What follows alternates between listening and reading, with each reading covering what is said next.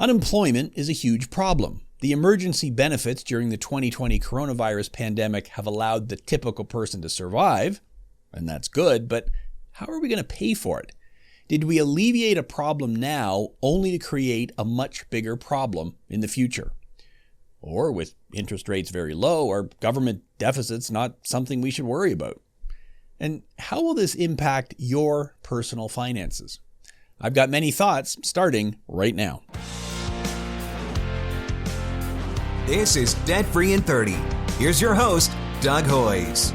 The most common reason that someone calls me to talk about going bankrupt is because they've lost their job or were underemployed or their income dropped and they had to use debt to survive. My clients don't have a debt problem, they have an income problem. So what if, as a society, we could find a way to reduce the income problem?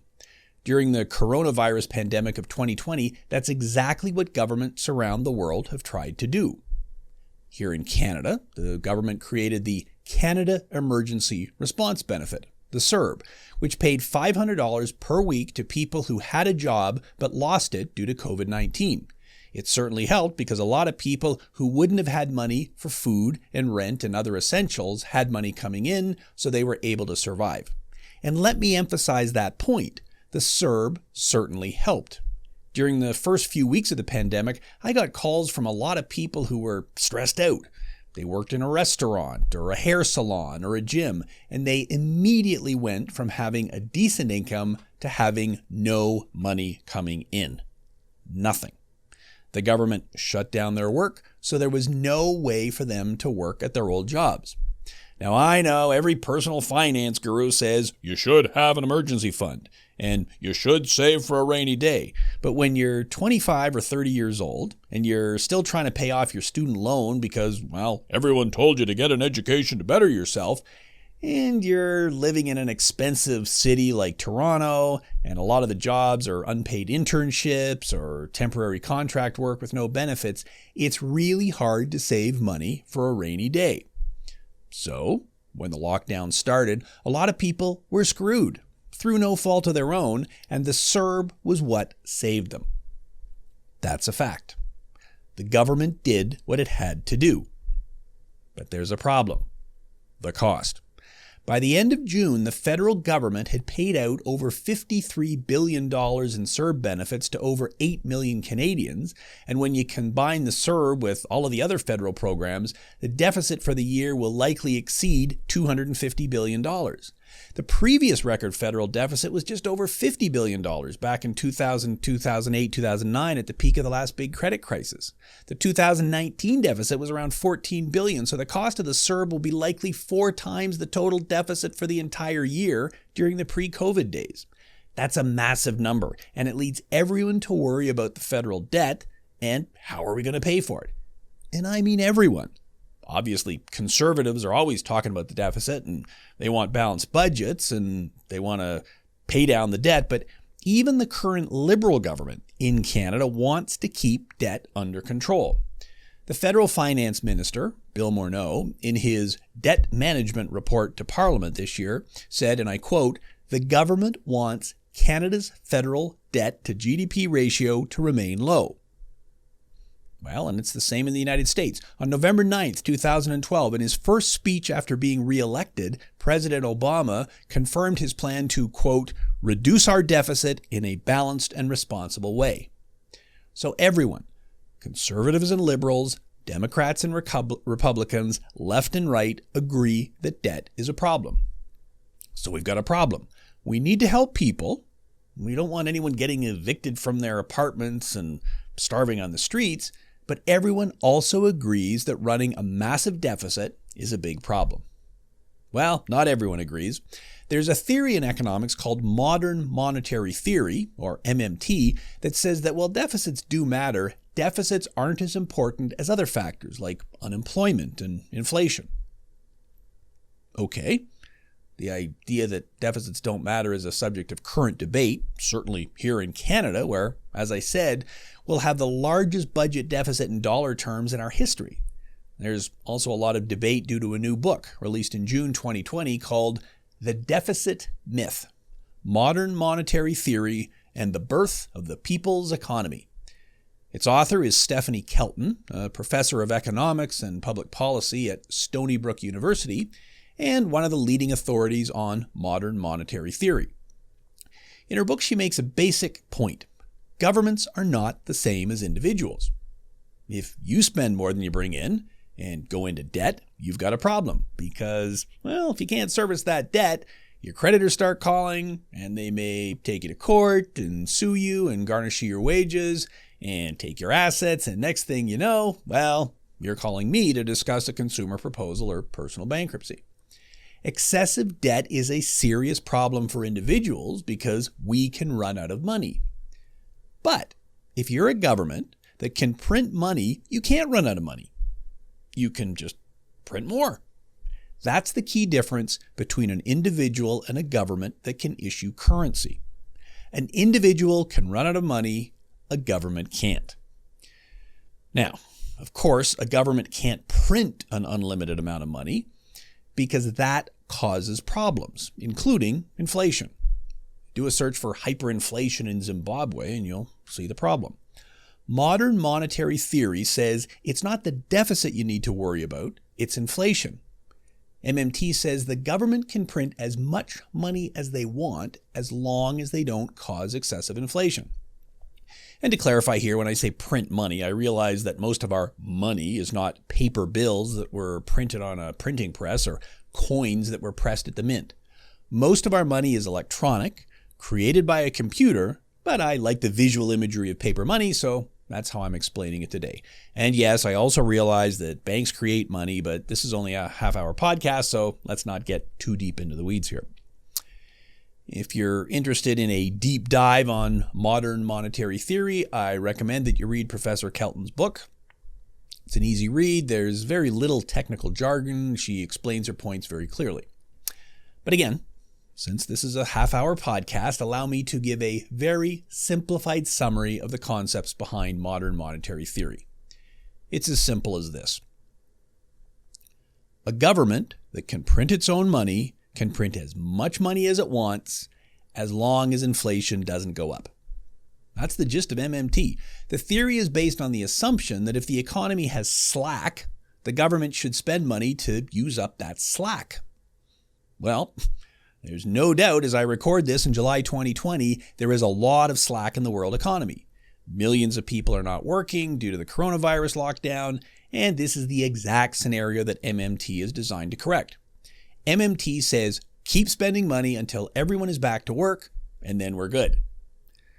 Well, there are many ways to do this. Here in Canada, we created the Canada Emergency Response Benefit, the CERB, that paid $500 per week to most employees who lost their job due to COVID-19.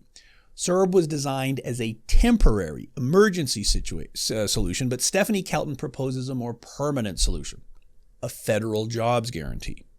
The federal government would set a base pay rate, say $15 an hour, and everyone who wanted a job could apply for a job through the government, and they would get a job. Professor Kelton says this is better than something like CERB because in addition to getting money, you're also getting job experience, which should make it easier to build the skills necessary to get an even better job at higher than the minimum government wage rate in the private sector. And these jobs would be real jobs, actually doing good for society, like caring for seniors and helping the environment by planting trees or cleaning up pollution. So jobs are created and society benefits. I have to admit, that is a very appealing idea. I'm a licensed insolvency trustee. I do consumer proposals and bankruptcies for people who have too much debt. And since I started doing this work a few decades ago, the number one reason people get into debt problems is a lack of income, often caused by unemployment or underemployment. You get laid off, you lose your job, and you have no choice but to resort to debt to survive. I've seen it tens of thousands of times. So if there was a way for you to very quickly get a new job as soon as you lose your old job, presumably you'd have money coming in right away, so you wouldn't have to resort to debt, and the number of people filing bankruptcy would go way down. That sounds great. So what's the problem? Well, the obvious problem is if you print too much money, you get inflation. The simplest definition of inflation is rising prices in an economy.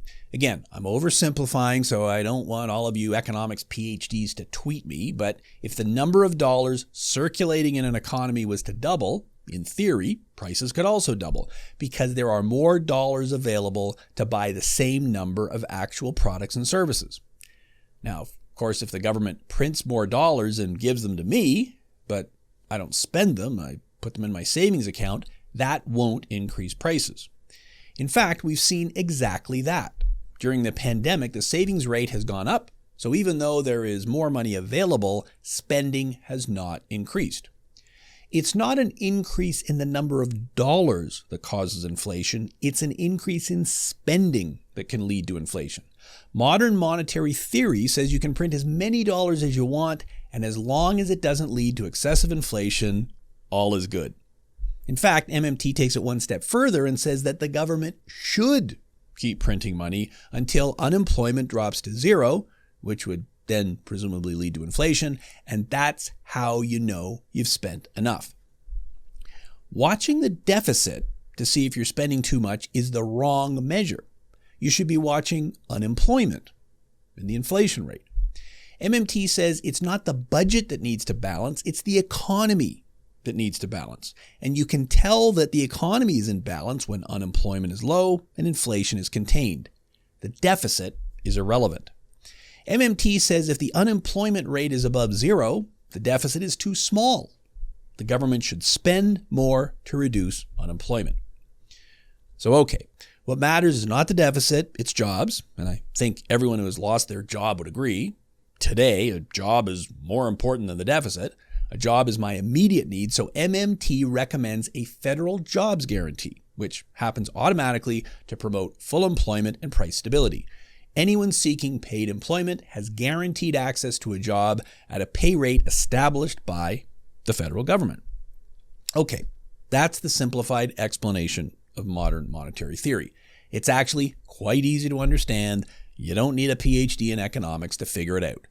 MMT says that governments that can print their own currency should not worry about deficits. What really matters is unemployment, so the government should keep spending until the economy gets to full employment. And at that point, you reduce spending or even start running surpluses to prevent inflation. That's it. That's modern monetary theory. Easy. So, what's my take on this, and why are we talking about macroeconomic theory on a podcast about personal debt? Well, I've been on this planet for 56 years. I'm not a young man, and during those 5.5 decades, I've learned that if something seems too good to be true, it probably is. I agree we have a problem, and I want to help solve it, but I'm not convinced MMT is the solution. I love simple solutions, but the world is complex with many moving parts, and so the solution where you just do one thing, like focus on inflation, almost never works because there are too many variables. Have you heard about that new weight loss pill? Just take a pill and you'll lose weight and you'll be in perfect health. Great. Simple. The pill maker has lots of studies that show why that weight loss pill is a good idea, but of course, in real life, to lose weight and keep it off and be healthy, it takes more than a pill. You need to eat healthy food and get an appropriate amount of exercise and sleep and avoid harmful substances. There are many variables, and so it is with real-life economics. Can you really distill the economy down to one or two variables? Can you really say, our goal is full employment, so we'll keep printing money until we get to full employment? It sounds to me like a theory created by economists who are really good at creating computer models, but who have a lot less experience creating jobs and hiring people. They seem to be thinking of the economy like a car with cruise control. You set the speed you want, and the car engine automatically provides more power when you're going up a hill to keep your speed constant, and it eases off on the gas when you're going down a hill. Is it really that simple? Keep creating jobs until you reach full employment and then spend less money if the economy is booming? Let's put it to the test. Under modern monetary theory, the government prints money to create jobs until you get to full employment. So how does that work in real life? How do these jobs get created? Stephanie Kelton says that the jobs would be created at the local level, not the federal level, and I agree it would be logistically impossible for the federal government to know where workers are needed in each town. So the proposal is that the federal government would outsource the job creation to each city or town in Canada. That sounds good, but how would it actually work? Well, I guess you'd have a group of bureaucrats in Ottawa who would calculate the unemployment rate and the inflation rate and the necessary wage rate for each city, and then they would tell every mayor in each city and town in Canada to go out and create this many jobs at this hourly rate. It'd be different in each town, so it would be complicated. So then I guess the mayor will put out the word and say, hey, we need to create jobs. Who's got ideas? And to be clear here, under MMP, these are worthwhile jobs that aren't being done now. These aren't make-work projects where someone digs a hole and fills it in over and over just to create work. MMT wants good jobs because it's not just about creating a job, it's also about giving employees skills to help them get their next job. Okay, so then I guess the city hires people to work in senior centers and daycare centers and the hospital and in the parks. But these are temporary jobs, so they can't require a great deal of expertise. And you've still got the problem of figuring out where to place each employee and do background checks before you have them working with seniors or kids. And if it's a strenuous job, you have to make sure they can do it physically. So there is a lot of upfront organizing required. That's what happens in real life when you hire someone. So the city will need to hire a lot of managers to manage the program. And what happens if the program is successful and unemployment drops? Do you start firing managers and workers? And what about the employees themselves? Some will be very conscientious and will work hard because, well, they're naturally hard workers, and I guess also because they want a good reference from their supervisors so that they can get a better job in the private sector. But human nature being what it is, others will say, well, they can't fire me, it's a make-work job, so if I show up late and leave early and don't work hard, what does it matter? So then, what does the supervisor do? You see, creating jobs is a very complicated matter. And that's the problem I have with MMT. Theory is easy. Real life is difficult. Here's an actual quote from the book explaining how the federal jobs guarantee would work. The government simply announces a wage and then hires everyone who turns up looking for a job. Well, there you go. The government simply announces a wage and hires everyone looking for a job. I could be wrong, but that sounds like a sentence written by someone who has never started a company and created a job and set pay rates, because there is nothing simple about it. I know. I've done it. My company, Hoyes Michaelis, has 100 employees. I've hired a lot of people. It takes a lot of work to simply calculate a wage and decide how many jobs need to be created and monitor the entire program. Real life is complicated.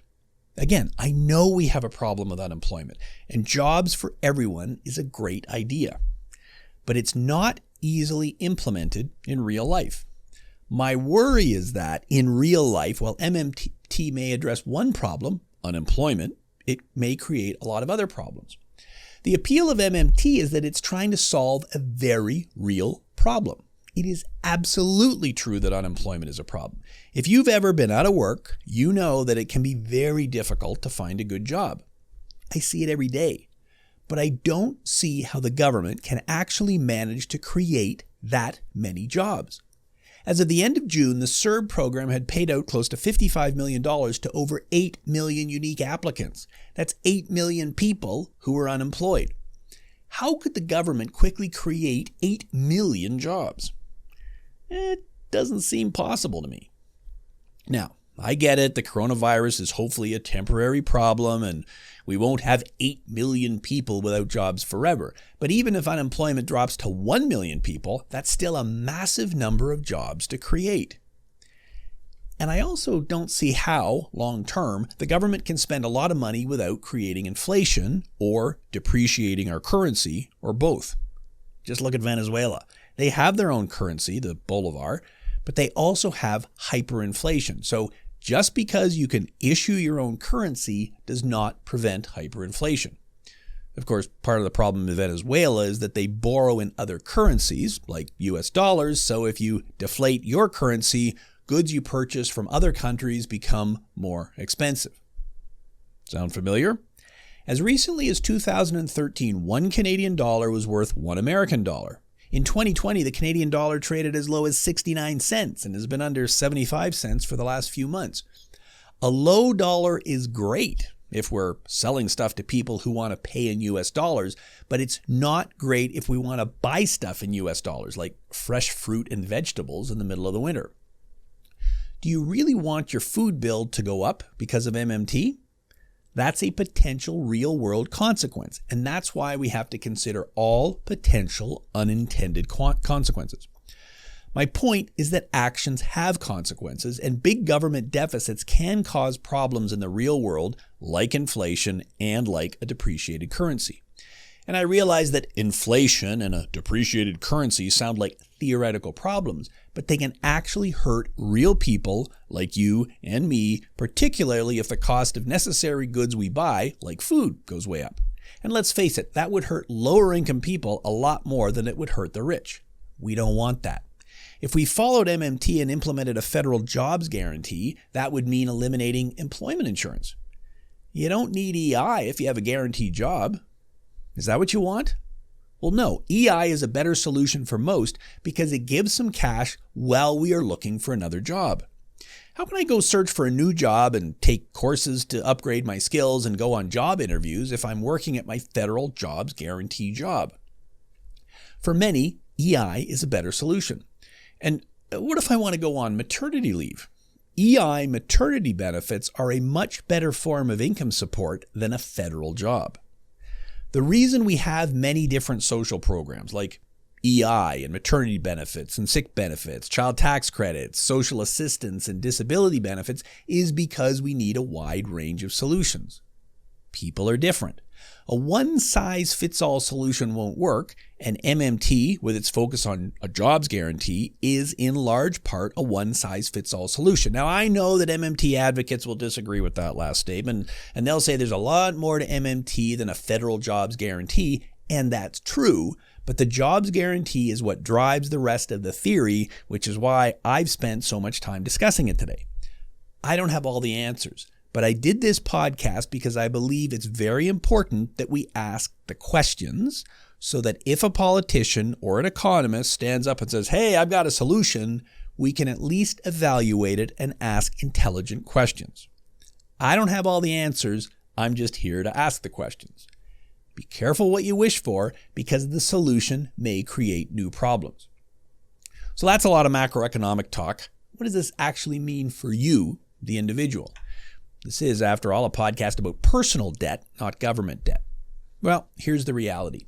Despite the fact that governments around the world, including right here in Canada, have created a lot of money in the last few months, there is no inflation. In fact, we are currently experiencing deflation. In the month of May 2020, in Canada, the Consumer Price Index fell 0.4% on a year-over-year basis. That's negative inflation. That's deflation. That's not a surprise. There's high unemployment. So based on the law of supply and demand, companies need fewer employees, so that pushes wages down. Companies are selling less stuff. That pushes prices down. And, as we discussed earlier, even if the government prints a lot of money, which they did, prices will go up if spending goes up, which it hasn't.